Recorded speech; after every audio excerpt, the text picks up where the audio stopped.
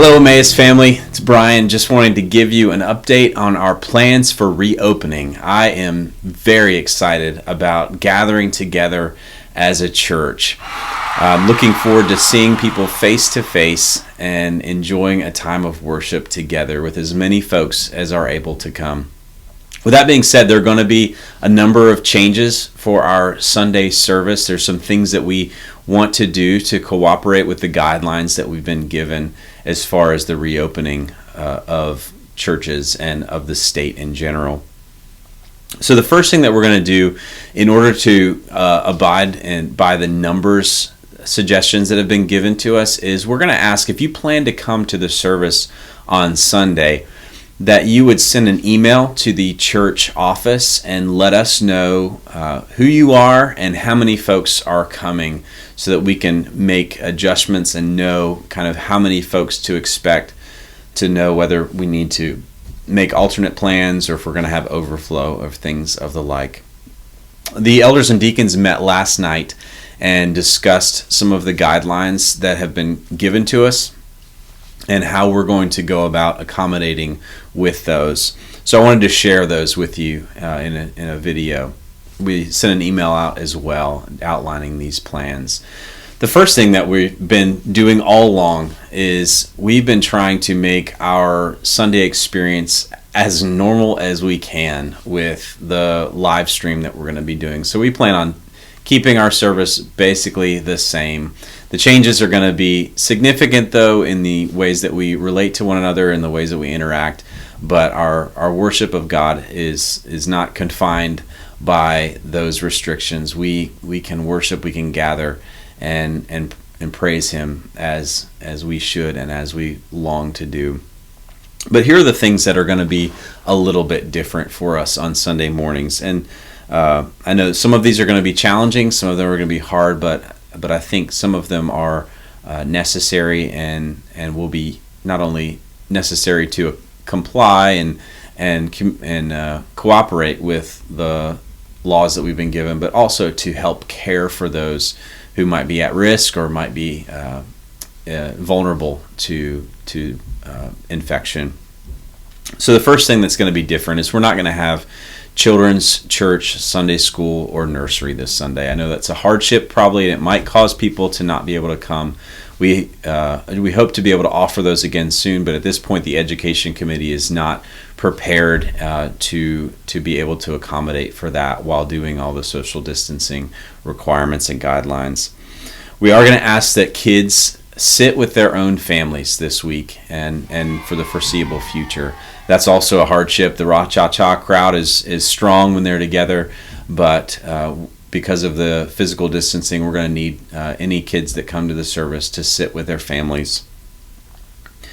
We are going to have one door open to the church. That's going to be the main sanctuary door. That's going to be propped open for you to enter and exit from. And all doors, the rest of the doors in the church will be locked. So when you come in, please come in and find your pew and just remain in that area until the end of the service. Before you come in, there is going to be a table out front with the prepackaged communion elements. They're going to be either going to be spaced out on the table, or we're going to have somebody hand them to you with gloves so that we can distribute those without passing them out during the service or coming down front. Only the upstairs bathrooms will be in use, the ones by my office, so please do not go downstairs at any time, and make sure that your kids stay upstairs, either in the sanctuary or the hallway or the restroom. Those are the only areas that we would like to be used on Sunday morning. When you do sit down, the way that our physical distancing requirements have kind of made us lay this out is we're going to be using every other pew in the sanctuary, and one family may sit in an entire pew because physical distancing doesn't apply to family members. So one family could take up a whole pew, but if there's couples or singles, we're going to say if it's 3 singles could sit in a pew or 2 couples could sit in a pew. And that's really where our numbers game comes into play, because we need to know how many folks are in your family and how many folks are coming, so that we can kind of gauge how many seats we actually have and how many people we can accommodate on a Sunday morning. While you're here, we ask that you would practice physical distancing, as we all have been here lately, maintaining 6 feet apart from folks. And then obviously if you're 6 feet apart, you can't shake hands or hug, all those things that we would love to do, but right now we just can't.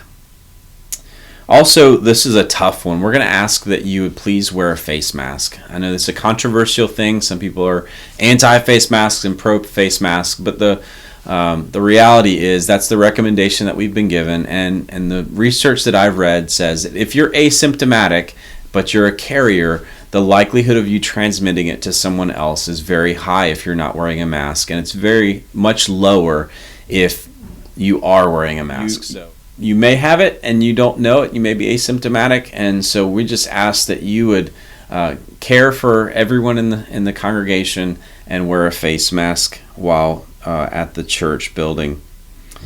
Sanctuary windows are going to be open for airflow. Some other research that I've been reading has shown that you're far less likely to transmit or to receive the virus if you are in an or you're less likely if you're in a space with good ventilation, and you're more likely to transmit within an enclosed space. So we're going to open up the building as much as possible, let air flow in and out, and hopefully that will just reduce the risk for folks. We will be cleaning and sanitizing the building before and after the service. We have a group coming in late this week to clean it up, and then we're going to be cleaning up and sanitizing the building after the service. We're also going to have hand sanitizing stations outside the bathrooms and also outside the front door. So feel free to utilize those while you're here, and wash your hands if you do use the restroom. Also, if you are sick in any way or have any symptoms, we just encourage you to stay home.